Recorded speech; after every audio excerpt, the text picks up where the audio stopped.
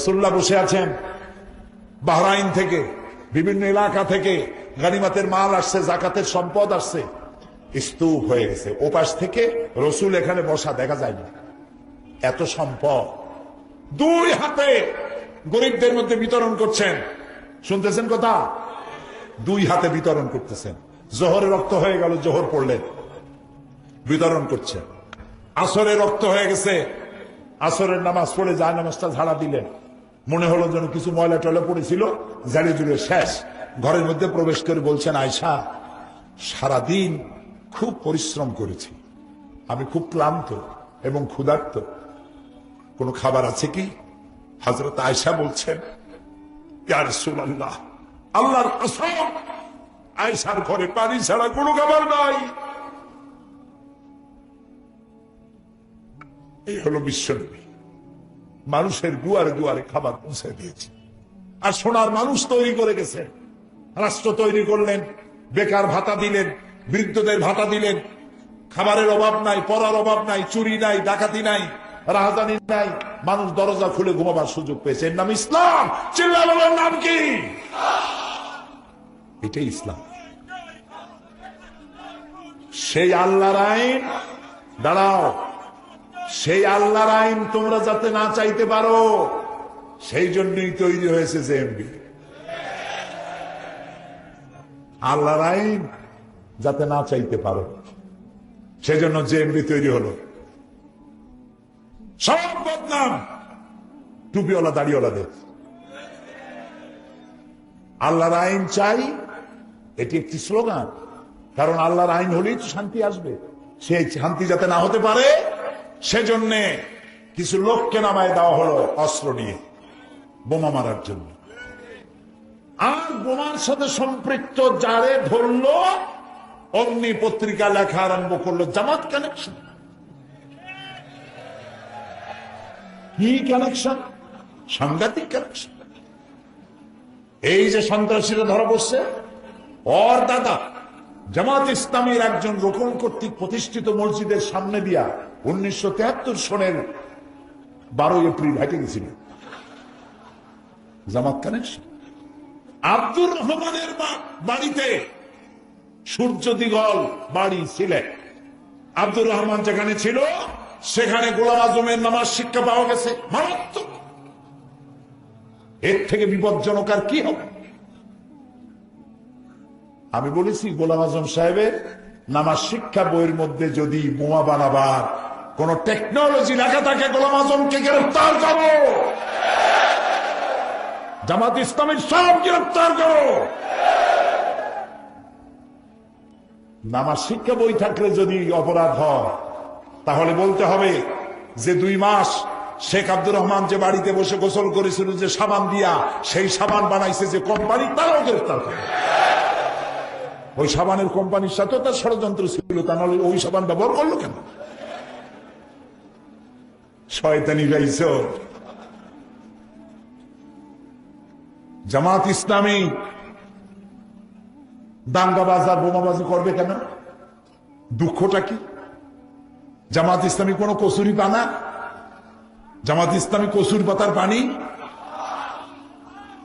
অর্ধ শতাব্দী ধরে এই ভূখণ্ডে রাজনীতি করছে জামাত ইসলামী গণতান্ত্রিক আন্দোলন। এমন কোন আন্দোলন নাই এই জমিনে যে আন্দোলনের শীর্ষে জামাতের নেতারা দাঁড়িয়ে কাজ করে নাই, রক্ত দেয় নাই, জীবন দেয় নাই।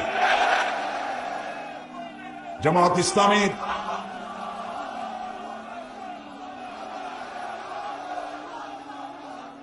প্রত্যেকটি নির্বাচনে জামাত ইসলামী নির্বাচন করে, প্রত্যেকটি স্থানীয় নির্বাচন এবং জাতীয় নির্বাচন, সব নির্বাচনে জামাত অংশগ্রহণ করে।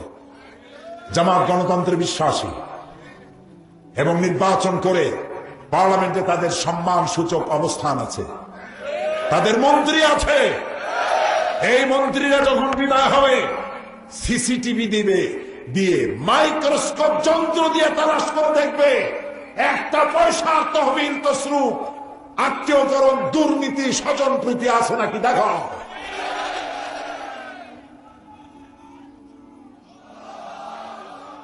সুতরাং তোমাদের ওই সমস্ত গল্প পড়িয়া জনগণকে বিভ্রান্ত বানাইতে পারবে না। জনগণ বিভ্রান্ত হবে না। একটি পত্রিকা তার চেহারা পরিবর্তন করেছে, আমি তার নাম নেব না। চেহারা পরিবর্তন করেছো, আল্লাহ আছেন, আল্লাহ আছেন। আল্লাহর কাছে কোরআন সামনে নিয়ে বলি, রব্বুল আলামিন এদেশে ইসলামী আন্দোলনের জন্য যারা জীবন দেয়, যাদের ছাত্র সংগঠন রক্ত দেয়, 121টি ছাত্রের রক্ত দিয়ে গোলাপ ফুলের মতো জীবন ঝরালো যারা, তাদের বিরুদ্ধে যারা দেখে, তোমার গজবের হাতে তাদেরকে সমর্থ করে দিলাম।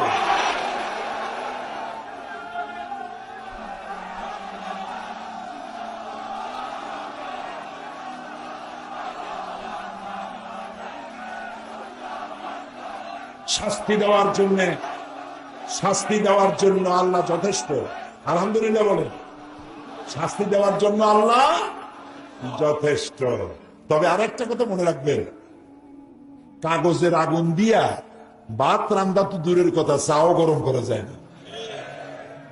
এটা ঠিক কিনা? কাজে আপনারা কাগজে যা পারেন লেখেন, লিখতে থাকুন আর দেখতে থাকুন। বাংলাদেশে এমন কোন ঘর থাকবে না যেখানে জামাত ইসলামী যাবে না।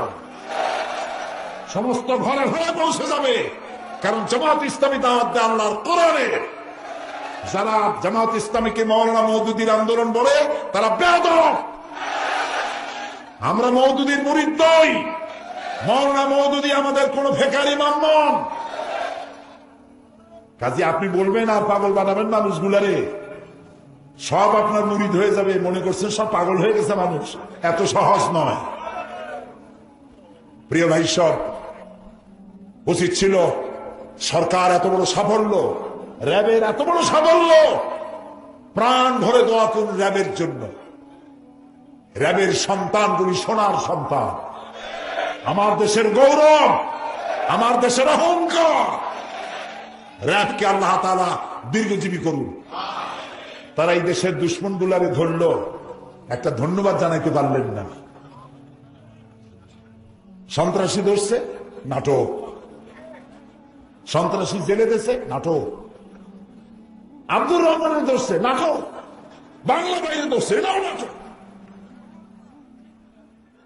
ঠিক বলেছেন।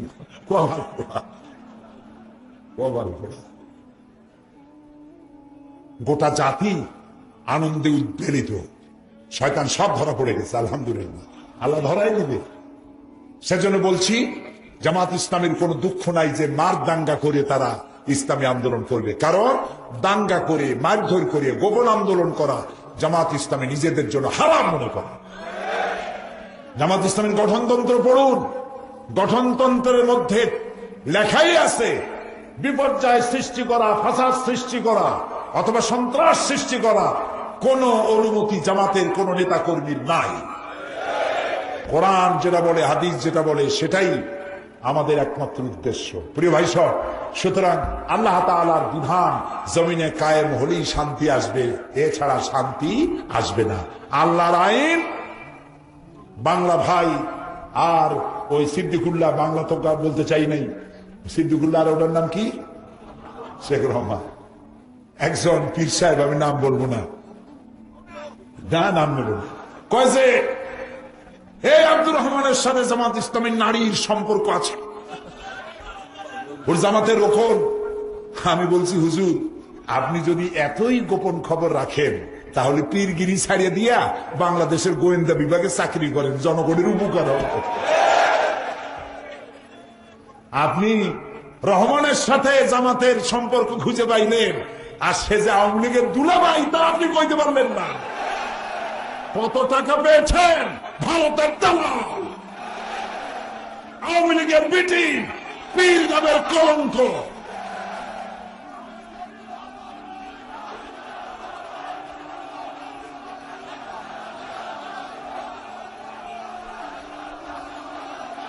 প্রিয় ভাই সব, সুতরাং আমাদের দেশে আল্লাহর মেহেরবানি, যত ভয় পান, ভয় পান। আপনারা কি ভয় পেয়েছেন? ভয় পেয়েছেন? মোমেনরা ভয় পাবে না।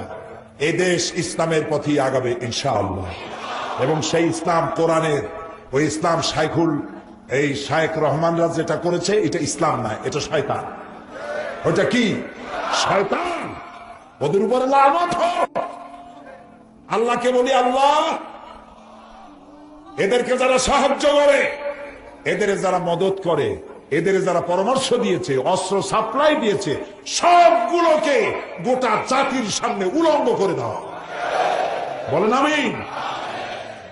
ইসলামী ব্যাংকের পাশে লাগছে, রূপালী ব্যাংক, জনতা ব্যাংক, ইসলামী ব্যাংক, তিনটা ব্যাংকের চেক বই পাওয়া গেছে ওর ঘরে। আজকের পত্রিকা লিখলো 70 লক্ষ টাকার লেনদেন হয়েছে, তার মধ্যে 4 লাখ টাকার লেনদেন হয়েছে ইসলামী ব্যাংকের সাথে।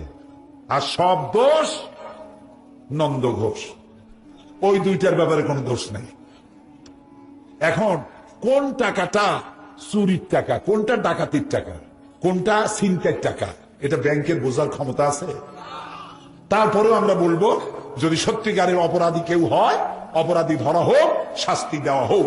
আমরা অপরাধীকে ধরা এবং শাস্তি দেওয়ার পক্ষে 1000 বার কথা বলবো, সে যাই হোক। এই দেশে আল্লাহর মেহেরবানি, এদেশে আলেমদের সম্মান দিয়েছে বর্তমান সরকার।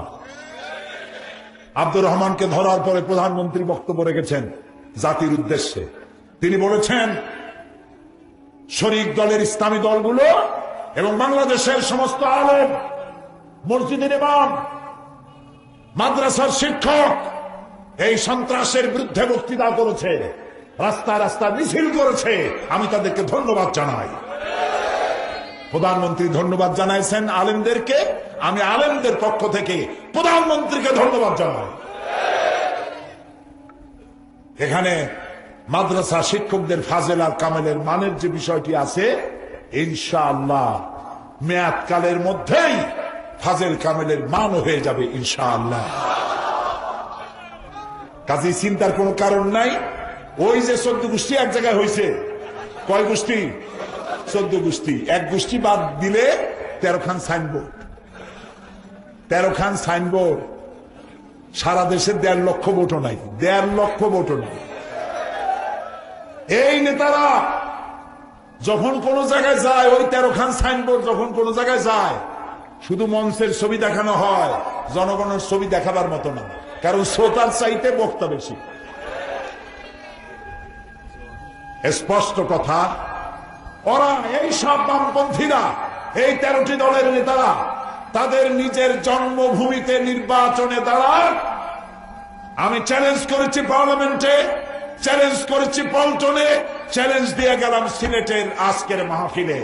ওই 13টা নেতা তাদের নিজের জন্মভূমিতে দাঁড়িয়ে নির্বাচন যদি করে, 100% জামানত বাজেয়াপ্ত হয়ে যাবে। কিয়ামত পর্যন্ত পার্লামেন্টের মেম্বার হতে পারবে না। তার কারণ হচ্ছে বামপন্থীদের সাথে এদেশের মানুষের আর মাটির কোন সম্পর্ক নাই। কাজে আপনারা এইসব বেলুন নিয়ে এসে ভয় দেখাবেন আর বলবেন নির্বাচন হইতে দেব না। নির্বাচন করা না করা এটা আপনার ব্যক্তিগত ব্যাপার, আপনার দলের ব্যাপার, কিন্তু নির্বাচন হইতে দেব না এটা সন্ত্রাসীদের কথা, এটা শেখ রহমানের কথা, এটা বাংলা ভাইয়ের কথা, এটা কোন গণতান্ত্রিক আন্দোলনের কথা না। নির্বাচন হবে, সময় মতো হবে, এবং আগামী নির্বাচনে ইনশাআল্লাহ 4 দলীয় ঐক্যজোট আবার ক্ষমতায় আসবে ইনশাআল্লাহ। আল্লাহ তাআলা এ তৌফিক দান করুন, আমরা বলি আমিন, সবাই বলি আমিন। তো মিশরের কথা আপনারা দাঁড়াইলে আমি মিশর বলবো কেন? বসেন। আপনারা যে এত স্মৃতিশক্তি সম্পন্ন আমি তো ভাবিনি।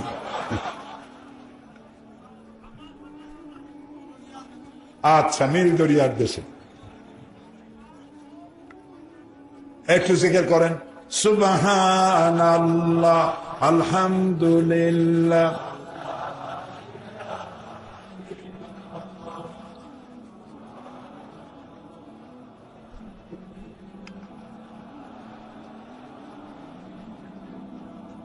সুবহানাল্লাহ, আলহামদুলিল্লাহ, লা ইলাহা লা ইলাহা ইল্লাল্লাহু মুহাম্মাদুর রাসূলুল্লাহ। প্রিয় ভাই সব, মিশরের কথা গতকাল আনতে চেয়েছিলাম।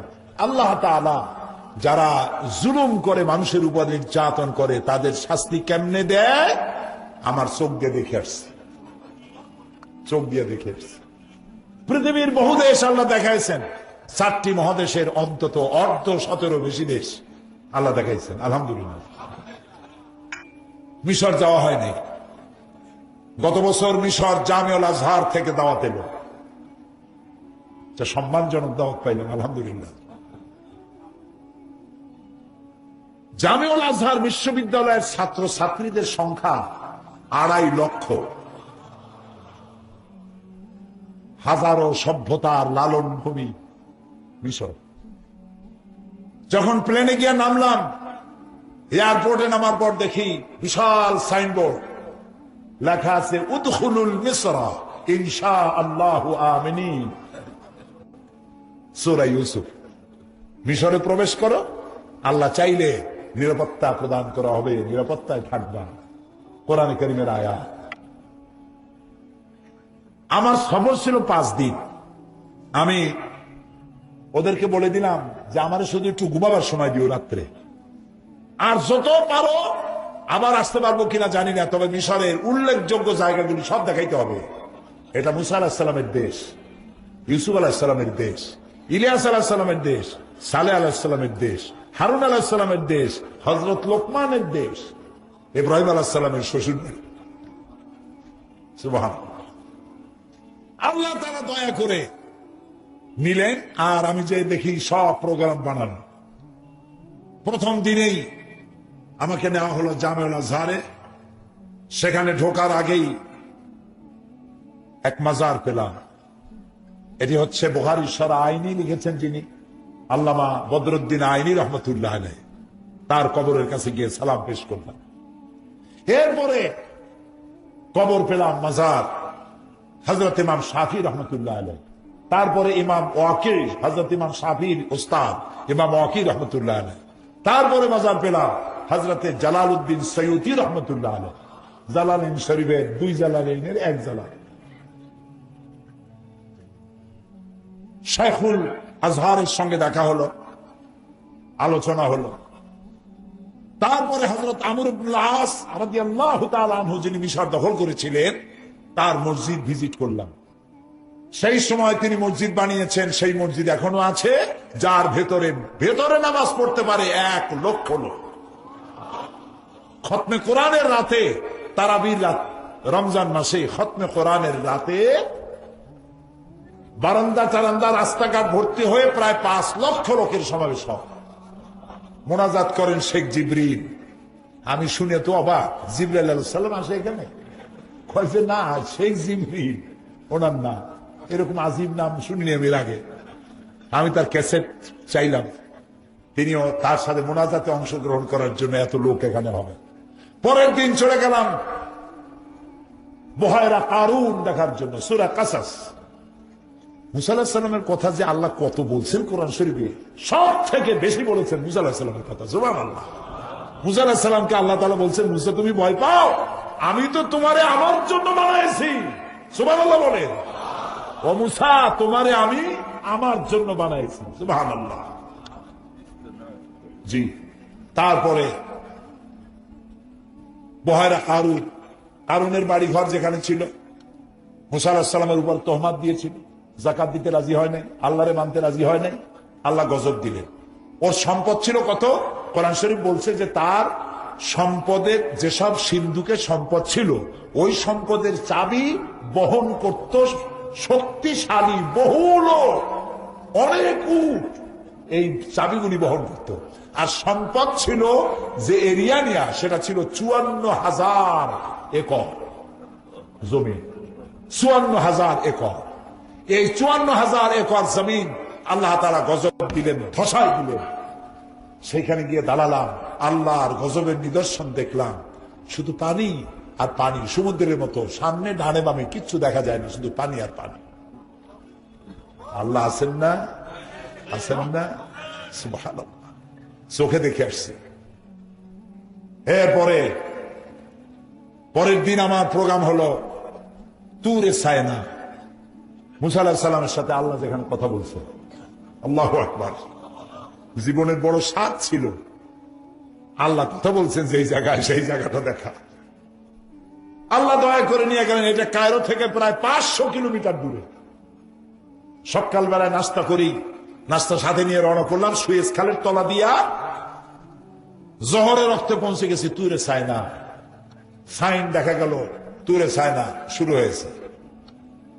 আমার মনে পড়ল মুসা আলাইহিস সালাম যখন মাদায়েন থেকে ফিরেছিলেন 10 বছর পর, শোয়েব আলাইহিস সালামের মেয়েকে বিয়ে করলেন। লম্বা ঘটনা, গল্প না, কোরআন গল্প, কোরআন। বউ বাচ্চা নিয়ে এসেছেন, রাতের বেলায় পথ হারাই ফেলেছেন। তুরে সায়না এসে পথ হারাই ফেলেছেন। প্রচন্ড ঠান্ডা, যাবেন কই? হঠাৎ দেখলেন দূরে একটা গাছে আগুন জ্বলে। فقال لأهلهم كثوا إني آنست نارا لعلي آتيكم منها بقبس أو أجد على النار هدى। পরিবারকে বলল তোমরা এখানে বসো, ওই যে আগুন দেখা যায়, আমি আগুনের কাছে যাই, ওখান থেকে যদি আগুন পাই তাহলে আগুন নিয়ে আসবো, আগুন সামনে নিয়ে তোমরা শীত নিবারণ করতে পারবা, অথবা এই আগুনের সাহায্যে আমরা কোন রাস্তা রাস্তা পাইয়ে যাবো। মুসা আলাইহিস সালাম বউরে বসায় রাখিয়া, বাচ্চা বসায় রাখিয়া চলে গেলেন যারা আগুন মনে করছিলেন তার কাছে। যেই না কাছাকাছি এসছেন, আগুনের ভেতর থেকে আওয়াজ এলো, ফালাম্মা আতাহা নুদিয়া ইয়া মূসা ইন্নী আনা রাব্বুক। ও মূসা, এটা আগুন টাগুন কিছু না, আমি তোমার আল্লাহ। আল্লাহু আকবার। ফাখলা'না আলাইক, জুতা খোলো, জুতা খোলো। ইন্নাকা বিল ওয়াদিল মুকদ্দাসি তুওয়া, তুমি পবিত্র ওয়াদিতে আসছো। দুই পাহাড়ের মাঝখানে ঢালু জায়গাকে আরবিতে ওয়াদি বলা হয়, বাংলায় উপত্যকা বলা হয়। আমরা জুতো জুতো আগেই ভুলে ফেলাইছি, আয়াত মনে পড়ছে। ফাখলা'না আলাইক, জুতা খোলো, পবিত্র ওয়াদিতে আসছো। মুসা আলাইহিস সালাম কাছে চলে গেলেন। আওয়াজ এলো, ইন্নানি আনাল্লাহ, নিশ্চয়ই আমি আল্লাহ। লা ইলাহা ইল্লা আনা, আমি ছাড়া কেউ নাই। ফাবুদনি, আমার দাসত্ব করো।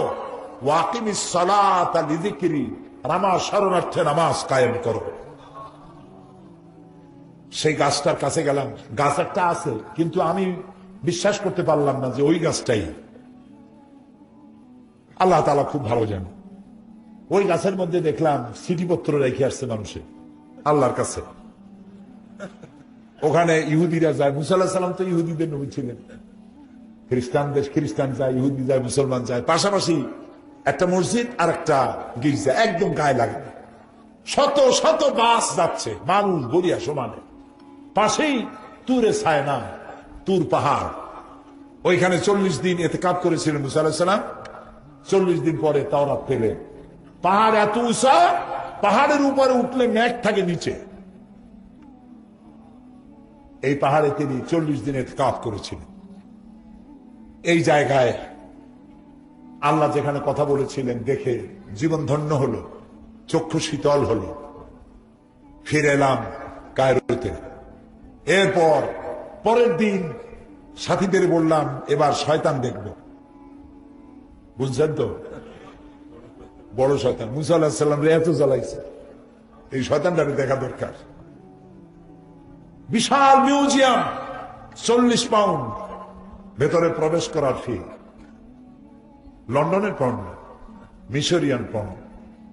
40 পাউন্ড দিলাম, দিয়ে ভিতরে ঢুকলাম। ঢোকার পরে বহু কিছু দেখার, কিন্তু শয়তান দেখি না। আমি জিজ্ঞেস করলাম, লোকেরা জিজ্ঞেস করে কি খোঁজেন? আমি বললাম শয়তান খুঁজি। শয়তান কই? কয় যে সে তো দোতলায়, তার একটা পজিশন আছে না। ওই শয়তান দেখতে যাওয়ার জন্য আরো 40 পাউন্ড লাগবে। আমি চিন্তা করলাম ইসরাফ হয় নাকি, আবার অবশ্যই হবে, বিদেশে আসছি এতগুলো পয়সা দেব। পরে চিন্তা করলাম আল্লাহ তো দেখতে কইছে, ফানজুরু কাইফা কানা আকিবাতুল মুজরিমিন আকিবাতুল মুকাজ্জিবিন। যারা অপরাধী, যারা আমার মহাসত্যকে অস্বীকার করেছে, আমি তাদেরকে কি কি শাস্তি দিছি যাই দেখে আসো।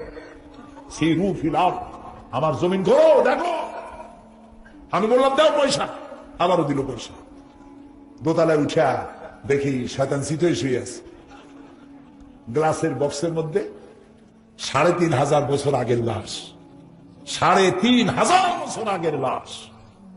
মাথায় এখনো চুল আছে, পেছনের দিকটা দাঁত আছে ২-১টা, হাতের কয়েকটা নখ আছে, পায়েরও কয়েকটা নখ আছে, চোখ দেখা যায়। চিন্তা করলাম শয়তান তো জীবনে দেখি নাই, শয়তান যদি দেখতাম মনে হয় এইরকমই বোধহয় শয়তান হবে। কত রূঢ়, কত হিংস্র, কত দুর্ধর্ষ, কি মারাত্মক নিষ্ঠুর লোক ছিল। সমস্ত বনি ইসরায়েলের ছেলেগুলিকে সব মেরে ফেলেছে। মুসা আলাইহিস সালামকে হইতে দেবে না, আর আল্লাহ মুসাকে পাঠাবে। কার প্ল্যান কার্যকরী হবে? আল্লাহর প্ল্যান কার্যকরী হলো। মুসার প্ল্যান ভেস্তে গেল, ফেরাউনের প্ল্যান শেষ হয়ে গেল। ফেরাউনের লাশ দেখলাম। এরপরে মুসা আলাইহিস সালামকে যেখান থেকে ফালানো হয়েছিল, তার মা যেখানে ফালাইছিল দরিয়া নীলে, এবং যেখান থেকে উঠাইছিল সেসব জায়গাও চিহ্নিত আছে। এরপরে মুসা আলাইহিস সালাম যেখানে তার উম্মত নিয়ে বসে কথাবার্তা বলতেছিলেন, সেইখানে ফেরাউন ঘিরে ফেললো। আর মুসা আলাইহিস সালামের লোকেরা বলল, ইয়া মুসা ইন্না লামুদরাকু, আমরা পাকড়াও হয়ে গেছি, পালাবার তো পথ নাই। দেখেন আল্লাহ পয়গম্বর, শত্রু কয় দিকে? 3 দিকে। কয় দিকে? আর একদিকে কি? দরিয়া, বাহা, নদী নয়, সমুদ্র। 3 দিক থেকে আক্রমণ করেছে, পালাবার কোন রাস্তা নাই।